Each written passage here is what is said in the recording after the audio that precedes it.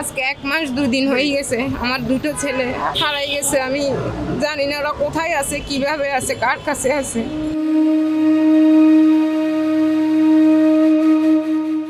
প্রতিদিনের মতোই গত 5 মে বাড়ি থেকে স্কুলের উদ্দেশ্যে বের হয়েছিল রাফি ও রাফাত। তাদের মধ্যে একজন 7ম শ্রেণী ও অন্যজন 6ষ্ঠ শ্রেণীতে পড়ত। তবে স্কুল ছুটি হলেও এখন অবধি বাড়িতে ফেরেনি তারা। প্রায় 1 মাস ধরে নিখোঁজ 2 ভাই। তাদের খোঁজে দিশেহারা হয়ে পথে পথে ঘুরে বেড়াচ্ছেন মা।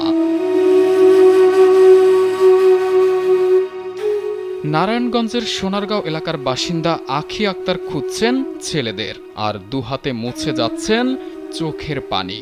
স্যান্ডেলিনা সো, রূপচর্চায় আভিজাত্য। একসাথে 2 সন্তানকে হারিয়ে কাঁদতে কাঁদতে দুর্বল হয়ে পড়েছেন এই মা। শাহাদাত হোসেন আল রাফি ও আরিফ হোসেন রাফাত পড়াশোনা করত নারায়ণগঞ্জের সোনারগাঁও শিল্পনগর স্কুল অ্যান্ড কলেজে, যাদের একজনের বয়স 14 এবং অন্যজনের 12 বছর। কিন্তু 2 ছেলে কিভাবে নিখোঁজ হলো তার কিছুই জানেন না মা। কারো সাথে কোনো শত্রুতাও নেই বলেও জানান আখি আক্তার। মে মাসে 5 তারিখ রবিবার সকাল 8টায় স্কুলে পাঠিয়েছিলাম। ওদের 9টায় ক্লাস শুরু হয়।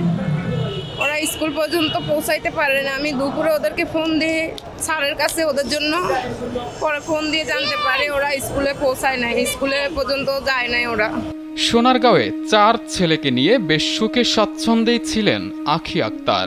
হঠাৎ বড় 2 ছেলেকে হারিয়ে পাগল প্রায় তিনি।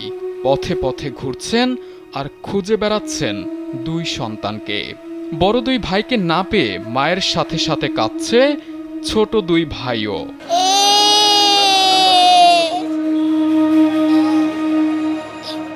বড় ছেলেটা ছোট ভাইদের জন্য অনেক পাগল, কিন্তু এখন এই ভাইগুলো ছেড়ে কিভাবে থাকতেছে, কিভাবে ওদের দিন কাটতেছে আমি জানি না। সন্তানদের ফিরে পেতে গত 1 মাস ধরেই কোথায় যাবেন, কি করবেন কিছুই ভেবে পাচ্ছেন না আখি। 2 হারানো মানিকের ছবি বুকে নিয়েই স্মৃতিচারণ করছেন, সাথে আহাজারি। বারবারই বলছিলেন খেতে বসলেই মনে পড়ে ওদের কথা, ঘুমোতে গেলে মনে হয় বিছানাটা খালি।